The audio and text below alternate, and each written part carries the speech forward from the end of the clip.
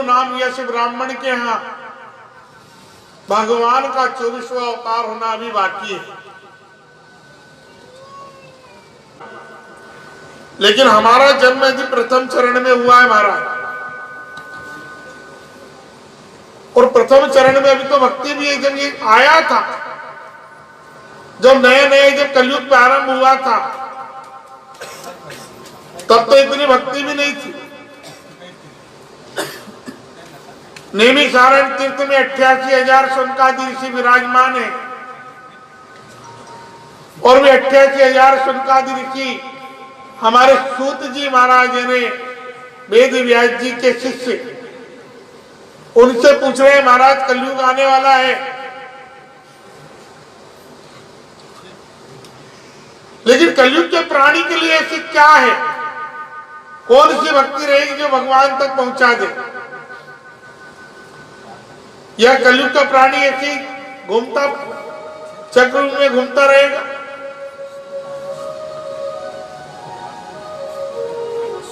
और सबसे बड़ा चक्र भी कौन सा है जीवात्मा के लिए? मां का गर्भ। पुराणों में 28 नरक के बारे में तो बताया गया है, लेकिन कुछ संतों ने एक नरक की गणना और करी,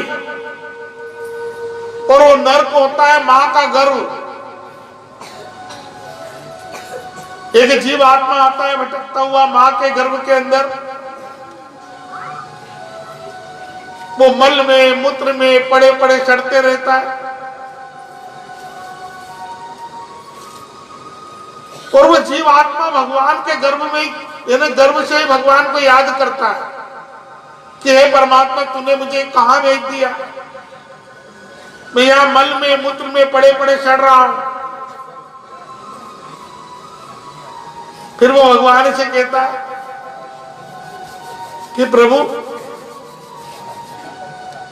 इस बार यदि मैं संसार में आ गया तो 100% सत आपका भजन करूंगा, आपका कीर्तन करूंगा, और मुक्ति और मोक्ष के लिए कोई रास्ता देखूंगा।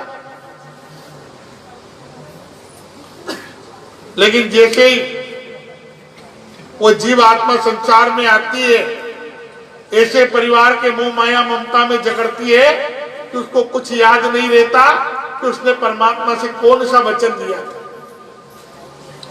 वो जीव आत्मा सब भूल जाती है और मोह माया ममता में पड़ जाती है, और इसका वो 84 लाख योनि का जो चक्रव्यूह है वो चलता रहता है, चलता रहता है, चलता रहता है।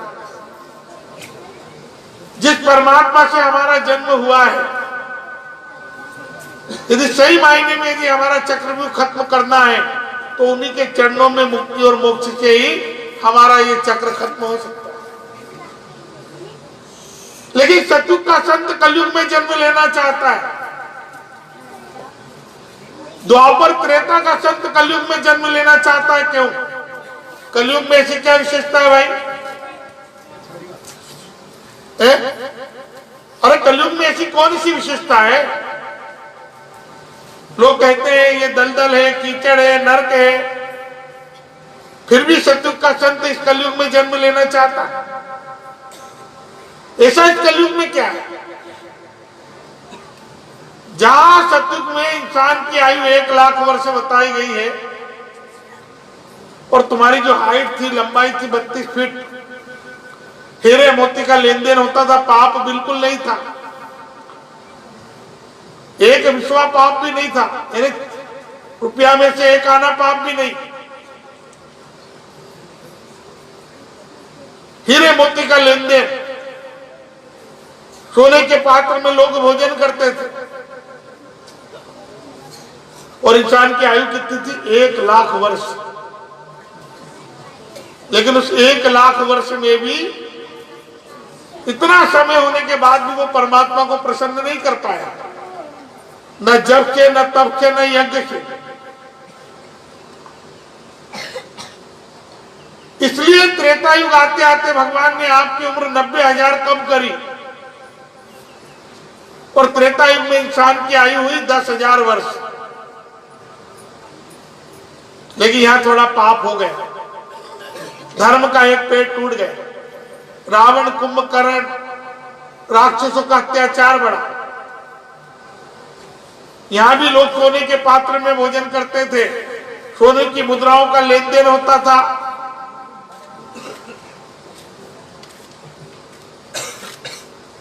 लेकिन फिर भी परमात्मा को बहुत लोग कम प्रसन्न। स्वयं भागीरथ जी महाराज को त्रेता युग में गंगा को धरती पर लाने के लिए 3 पीढ़ी 4 पीढ़ी लग गई।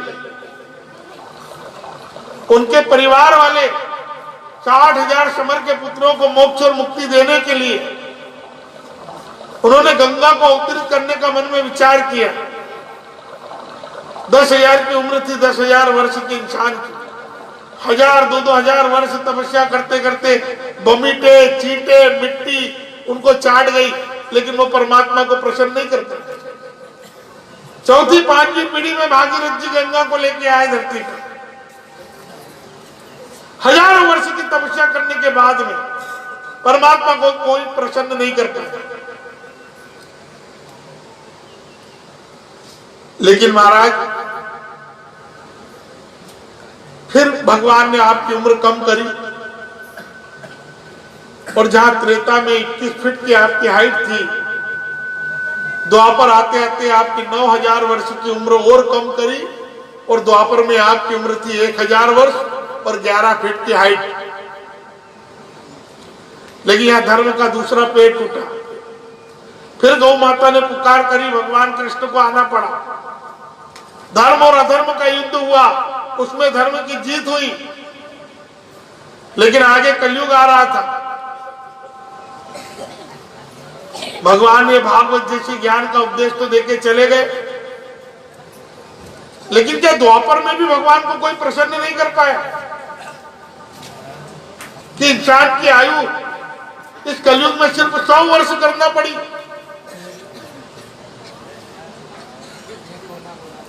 और न जप न तप न यज्ञ, सिर्फ हरि का कीर्तन। अब बताइए 100 वर्ष की सिर्फ आयु है और इसमें सिर्फ हरि का कीर्तन करना और आपको मोक्ष और मुक्ति मिल रहा है। जहां सतयुग में हजारों वर्ष तपस्या करने के बाद भगवान का दर्शन नहीं होता था, आज कलयुग में सिर्फ भजन कीर्तन, उनके नाम का स्मरण, हरि नाम आधारा, यानी हरि के कीर्तन करने से भी आप संसार को पार कर सकते हैं। इसलिए सतयुग का संत, द्वापर का, त्रेता का संत कलयुग में जन्म लेना चाहिए, क्योंकि वहां परमात्मा का दर्शन नहीं हुआ। लेकिन ये कलयुग है जहां नरसिंह जी मेहता जैसों को भगवान का 52 बार दर्शन हुआ। ये कलयुग है जहां पर नामदेव जी महाराज को 56 बार परमात्मा का दर्शन हुआ। ये वही कलयुग है तो स्वयं मीराबाई द्वारकाधीश में जाकर भक्ति में समा गई। ये वही कलयुग है जहां पर संत सिंगाजी शिरोमणि जैसे भगवान जन्म लेते हैं।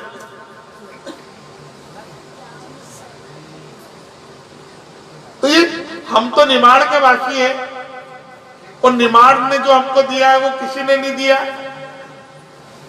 हमारा तो ये बड़ा सौभाग्य है कि गंगा में स्नान, सरस्वती में स्नान करने जाओ तो 7 दिन में फल मिलता है।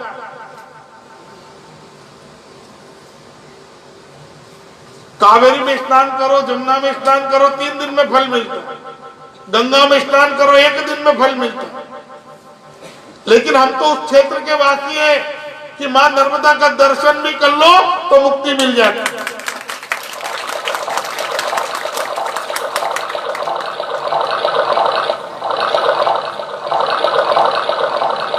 और वो आज हमारे इस निमाड़ में सियाराम बाबा जैसे नर्मदा का स्थान पर विराजमान है। संत सिंगाजी महाराज, कालू जी महाराज, दल्लू जी महाराज की भूमि है। मनरंजीर, ब्रह्मगीर जैसे महात्मा धरती पर, खंडवा में दादा दरबार। तो हम तो उस निमाड़ में या संतों की भूमि है।